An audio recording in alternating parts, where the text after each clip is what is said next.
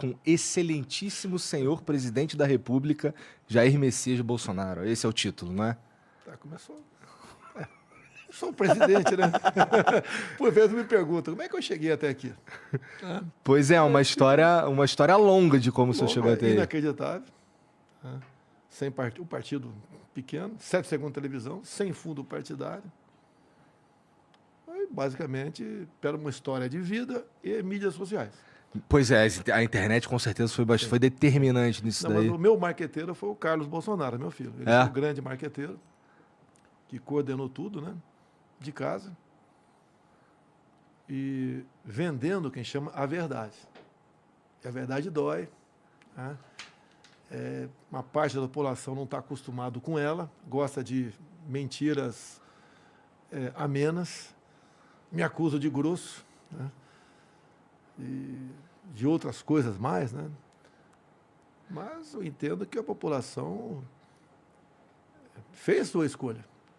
Fez, em 2018. Uma eleição de 2018. A eleição de 2018, ela foi bastante... Vamos falar sobre isso já, mas só rapidinho. Cara, ser presidente, assim, pessoalmente, deve ser a pior fase da tua vida. Quando eu me elegi, eu perguntei, meu Deus, o que eu fiz para pagar esse preço? Eu sabia das consequências. Logicamente que elas foram potencializadas com outras coisas que aconteceram. Pandemia, falta d'água, guerra lá fora. E parte da população não entende o contexto mundial. O problema foi para o mundo todo. Atira em cima de você. Preço de combustíveis, pelo amor de Deus. Produz da cesta básica, o mais humilde, pagando óleo de soja R$13 o litro. O arroz chegou a R$40 o pacote de 5 quilos. Mas era diferente, acabou se provando diferente do que se esperava? Não, olha só. Eu sempre baseei na verdade, né? O João 8,32. E nas minhas lives, que a minha imprensa, mostrando a verdade.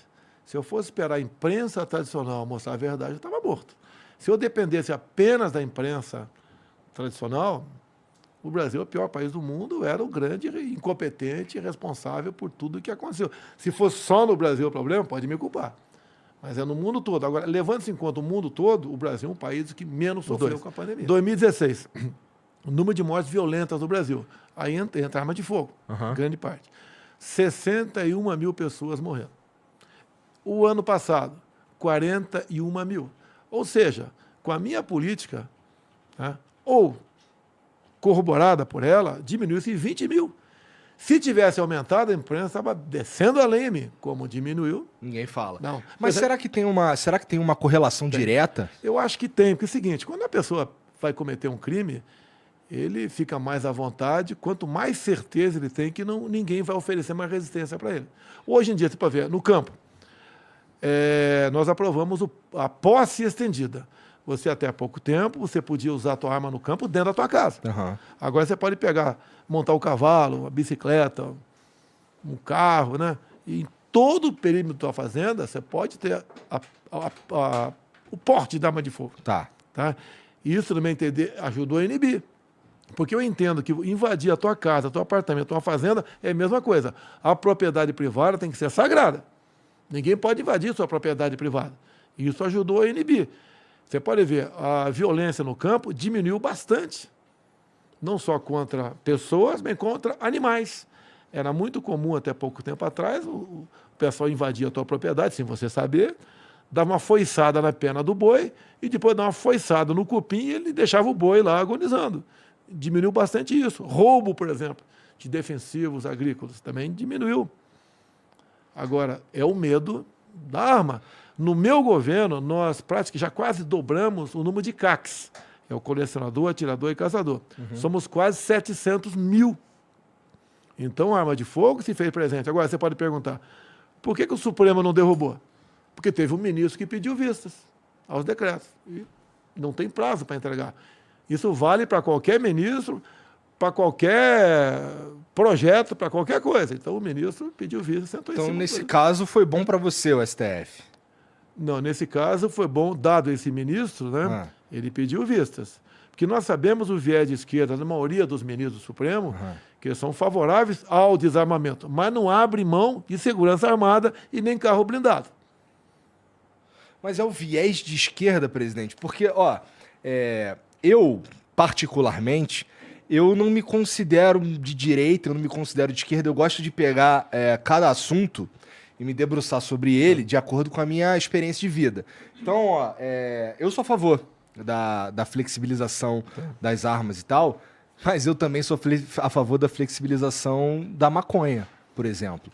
Então, é uma pauta de esquerda e uma pauta de direita, mas elas fazem parte da minha visão de mundo. Então, será que essa ideia, essa maneira que o STF se propõe e tal, ou será que é legal a gente colocar essa ideia de esquerda e direita para todas as decisões que as pessoas tomam? Eu falei viés, tá? Tá. Não foi todo mundo de esquerda é assim, ou todo de direita é assado. O Supremo, no caso, estaria interferindo numa ação do Executivo, porque eu tenho o poder de, por decretos, regulamentar leis. E por portarias, né, também dá mais um passo avante. Quando você pega arma de fogo para o cidadão de bem, faz algum mal para terceiro? Acho que não. Agora, por exemplo, a maconha... É que, pô, o cidadão de bem, é difícil você... Ele pode ter um surto, sim, pode ter um surto, tá? Mas tem uma série de exames para você adquirir sua arma. Quando você fala em maconha, eu não persigo o usuário. Eu nunca falei que tem que prender o usuário. Nós inibimos o tráfico aqui no Brasil. Você pode ver. Uma pessoa que fuma maconha, por exemplo. Né? Conheço um monte, presidente. Todo mundo conhece alguém que fuma, né?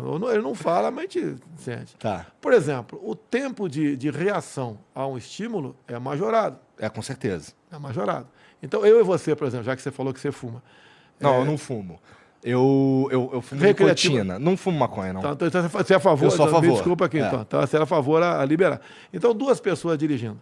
Entre ele perceber um sinal luminoso de perigo e eles dão um golpe de direção para um lado ou para outro, para evitar um acidente, essa fração de segundo, para quem faz uso, pode ser fatal para ele e para terceiro. Pode. Mas, presidente, sim, só para a gente quebrar o gelo aqui, que o senhor nunca dirigiram um carro pro senhor chapadão, porque esse cara vai andar a 30 por hora.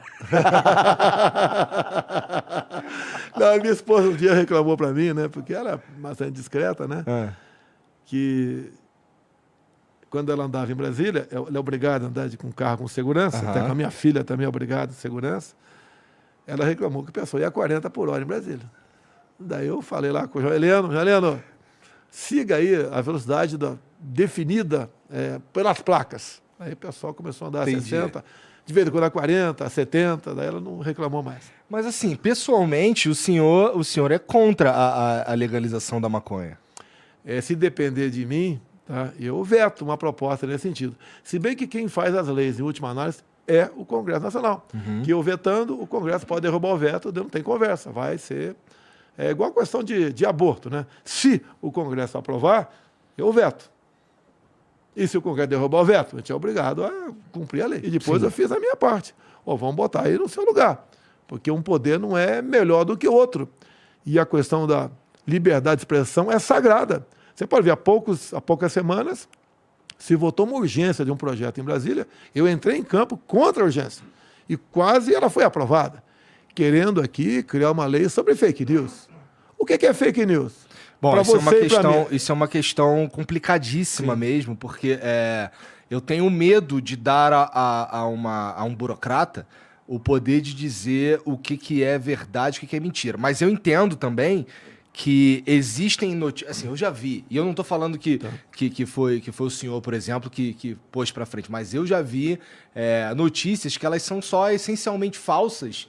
E tanto a favor do senhor quanto a favor do Lula, já vi que existe alguém se beneficiando desse tipo de coisa, de fake news mesmo. Eu não sei como faz para resolver.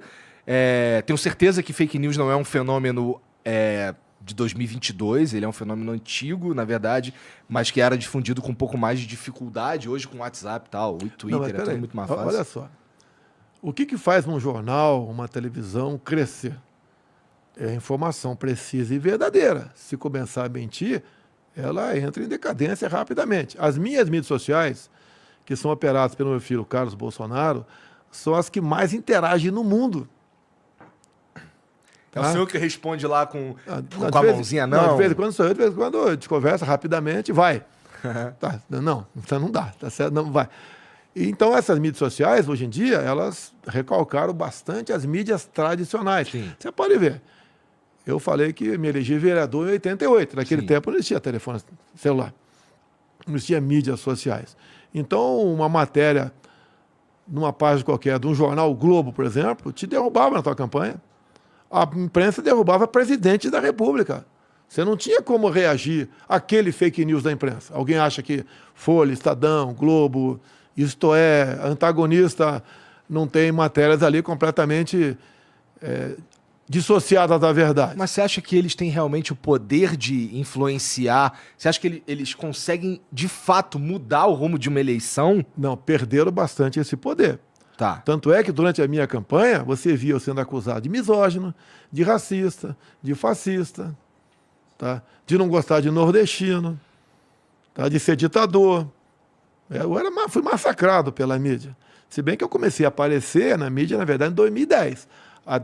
De 91 até 2010, 20 anos pela frente, né? Eu tinha minha vida de parlamentar, o pessoal dizia que eu era encrenqueiro. Não, eu comprava a briga lá. Então, vários momentos lá em comissões que o cara ia falar lá, abobrinha, daí eu reagia. Até quando eu cheguei, capitão do Exército, tá, tinha lá dezenas de parlamentares que haviam sido anistiados há pouco tempo e chegaram lá para mostrar a verdade deles. Daí viram um capitão pela frente e, opa, vamos pegar esse cara aí. Só que se deram mal, tá? Porque tinha contrapartida. O que foi o regime militar? Tem prós e contra. Não tem nenhum regime perfeito. Se errou, tudo sem problema nenhum. É porque eu enxergo a política, de uma maneira geral, como um... Pô, com todo respeito, mas eu sinto parece um teatro, assim, meio sem graça, assim. Tem, sim. Triste. Tem, sim. E pra mim, eu falei pro senhor aqui fora do ar, e vou repetir, eu acho que, assim, eu não conheço pessoalmente, mas eu tenho certeza que o seu pior defeito é ser político, cara. Porque... Não, até na política é meio por acaso. As coisas que acontecem ali, elas são muito sujas. Tem coisas boas e coisas ruins. Coisas boas. Conseguimos com o parlamento agora votar a redução do ICMS dos combustíveis. O pessoal está vibrando aí, gasolina quase R$5. Os governadores não estão, não. É lógico que não. Mas foi de cima para baixo. Mas grande apoio nosso no parlamento, além do parlamento como um todo, né? Foi o presidente da Câmara, o Arthur Lira. A redução foi de quê? 25 para 18? Cada estado, por exemplo, tinha um percentual do ICMS na gasolina. Tá. O Rio de Janeiro era o maior. Era 35%. Tá. Cada litro de gasolina no Rio de Janeiro, você pagava R$ 2,30 de ICMS. Levaria em média 30%. Passou para 17%. Aí muda muito, né? E mais ainda. Eu, por exemplo, já tinha zerado o imposto federal do diesel desde o ano passado. Sim. Tá? E o que nós fizemos agora aqui? Nós zeramos o imposto do diesel. Eu zerei o imposto da gasolina, imposto federal da gasolina. Tá? E os estados baixaram para 17%, de modo que foi uma queda brusca. Sim. E um decreto nosso, decreto do ministro Saxida, né, que é das Minas e Energia, ele falou que os postos têm que botar o preço do combustível praticar no dia 22 de junho. Isso não foi uma ideia tua? Não, eu fiz, tá, tudo bem. Eu propus uma outra ideia para ele sobre isso, tá? E ele aperfeiçoou a minha ideia, como ele é do setor, do ramo. É um cara inteligentíssimo, ele botou, aperfeiçoou. Eu forcei o decreto e ele aperfeiçoou o decreto. Mas, presidente, isso não... Ó, para pessoas que estão prestando atenção na política do Brasil, pô, a gente sabe que esse é um ano de eleição, isso me parece um pouco jogar pra galera, não é não? Olha, se você falar, por exemplo, sobre o Auxílio Brasil, para quem está passando fome, isso não é jogar pra galera. Não, mas estou falando especificamente do posto. Eu não vejo isso. Olha só. A tendência dos combustíveis, dado também a guerra na Ucrânia e Rússia, é aumentar. Sim. A Petrobras tinha sua política, chamada PPI, a paridade de preço internacional. E eu não tinha informações da Petrobras, na verdade, o que era o PPI. Porque a Petrobras estava se comportando mais como uma empresa insensível à sua parte social definida na Constituição e na lei das estatais. A Petrobras, qual que é o percentual que é do governo? Acho que 50 e Não, pouco, olha só, né? você pode ver. Aí, o primeiro trimestre, lucro 44 bilhões. Tá. As petroleiras do mundo todo baixaram sua margem de lucro. Sim. A Petrobras não baixou. O último, agora desse segundo trimestre, 55 bilhões. Mesmo pegando uma rebarbinha da redução de alguma coisa aí, tá? É um lucro exorbitante. Nós queremos que a estatais dê lucro, como no meu governo tem dado lucro. Passamos de déficit para superávit. Tá? Mas não esse valor todo. E a Petrobras, eu mudo o ministro agora numa canetada aqui. Em 30 minutos publica o Diário Oficial de União Extra. Agora, na Petrobras, não. É todo um rito. Leva, em média, 45 dias para você trocar. Para trocar o presidente. Você sabe quanto ganha o presidente da Petrobras? Não. Chuta aí um valor bem alto. 40 pau. 210 mil. Caralho. Tá? Quanto ganha um diretor da Petrobras? 100 mil. Final do ano, de acordo com os seus ganhos, né? Ganha mais 8 salários de bonificação. Não sou contra o cara ganhar bem, não. Sim. Eu não sou contra o cara. Desde que tá dando uma dinheiro baita mesmo, é uma estatal também que tem papéis privados. Sim. Então não é estatal minha. Quando tem problema, o pessoal atira em cima de mim. Quando não tem problema, não atira em cima de mim. Então conseguimos agora, com um presidente novo, dentro da legislação, dentro do estatuto, começar a trabalhar melhor. Você pode ver, anunciamos 2 vezes redução da gasolina, uma vez no diesel. 35 centavos na gasolina, 20 centavos no diesel. Começa a dar um refresco. Mas essa redução tem a ver com a redução do ICMS, não é? Não. A nossa redução é no preço, é na refinaria. Tá. O ICMS é outra história. Passou-se para o teto 17%. Não apenas para combustíveis. Também Gás. Não, o gás eu já tinha zerado lá atrás, mas vale para o gás também. Então, mas o ICMS dos estados, eu acho que não tem estado que estava cobrando acima de 17%. Eu zerei no início do ano passado. Essa é a lei de 194/22, provavelmente. Deve ser. Então, que passa a considerar bens e serviços relacionados a combustíveis, dentre outros essenciais, que na prática baixa. Você pode ver, a turma aí que joga aí, os gamers aí, que tem telefone celular, também. A média do ICMS era um pouco acima de 25%, passou para 17%. Então o telefone celular já chegaram às contas. Uma outra redução bacana foi no preço, o ICMS da energia elétrica. Se você tem uma padaria, um salão de beleza, até eu acho aqui. Que entra nessa mesma se você coisa mandar aqui, pegar não, a conta, 94, você pegar a tua conta aqui agora, teve alguma coisa. Agora, eleitoral não é, o parlamento aprovou. E não, no fim das contas é bom. A pergunta é por que não veio agora, antes. você pode ver, já está acertado com a equipe econômica. Nós vamos manter o desconto ano que vem. Tá. Nós zerado aqui. O que acontece? Olha só. Você até perguntou antes aqui, como é que está reduzindo impostos, arrecadando mais? Sim. Tem uma tal da curva de Laffer. Eu não manjo muito de economia, não. Mas eu sei do que se trata. Eu fui procurar, fui cheirar.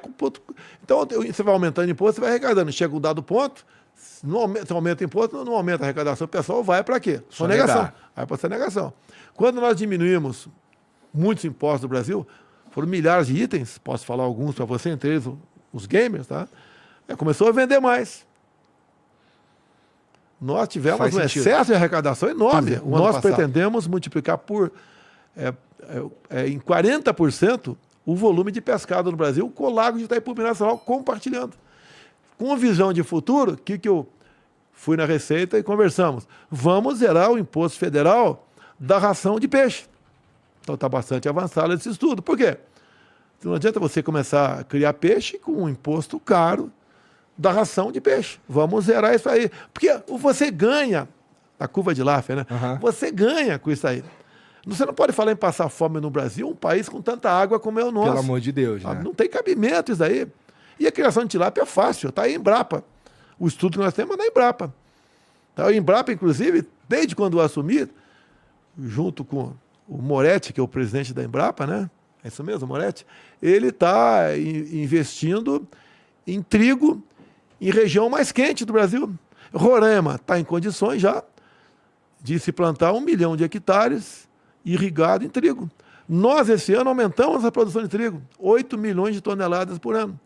Consumimos 12. Ainda importamos 4. Segundo a Embrapa, em poucos anos passaremos a ser exportador de trigo, num volume semelhante que nós consumimos aqui. É visão de futuro. Fudido. Quando você pega, por exemplo, o que eu fui fazer na Rússia em fevereiro?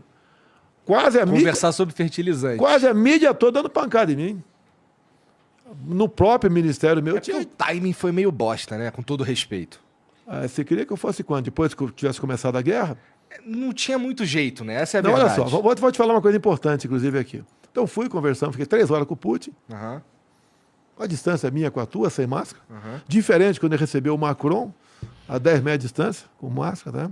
E tratamos de muita coisa lá. Foi questão do fertilizante. O nosso agronegócio depende do fertilizante. Quer ver, há poucas semanas, teve meu gabinete a presidente da Organização Mundial do Comércio. Ela saiu de lá e deu outra declaração lá fora. O mundo sem o Brasil passa fome. O nosso agronegócio sem fertilizante, além de você não garantir a nossa segurança alimentar, você vai botar em risco a segurança alimentar de mais de 1 bilhão de pessoas ao redor do mundo, negociando fertilizante. Eu não posso falar tudo, nem vou, por questão de ética. Uhum. Também há poucas semanas, queria falar comigo o presidente Zelensky. Tá. Ele está lá levando chumbo. Esse deve estar com raiva do senhor, não tá não? Não, o que ele pediu para mim? Que eu entre no grupo, né, para boicotar Sim. medidas econômicas Mas contra eu a vi Rússia. que a gente meio que dobrou a nossa relação comercial com a Dobrou, Rússia. sim, dobrou. Eu sou o presidente do Brasil. Daí perguntou, Eu concordo. dado o momento, não com essa forma, mas respondi para ele. Se eu tivesse poderes para acabar com a guerra, é sinal que eu tinha muito mais poder para não deixar que ela fosse iniciada. E eu fui conversar com o Putin antes do início da guerra. Ninguém sabia se ia ter, se não ia, quando seria. Uhum. Tá? Tudo que foi tratado com o Putin foi cumprido. Em especial a questão dos fertilizantes. Agora, não é? Alguns falam, está ajudando o agronegócio. O agro, hoje em dia, eu considero, basicamente, a locomotiva da nossa economia. É a sua segurança alimentar, é o preço dos alimentos que você paga aí. Tá? E eu vou tratar de questões do Brasil. Não quero guerra. Nós temos 600 mil familiares de ucranianos que vivem aqui no Paraná. Então, eu acho que eles entendem o que está acontecendo. Que eu falei para os Zelensky, se depender de mim, eu acabaria com a guerra hoje. Sim, sim. Agora, como começou essa guerra, como vai terminar? Eu não vou ser comentado por questão de que eu sou chefe de Estado. Qualquer outro militar aí pode falar e vai falar exatamente o que eu penso, né?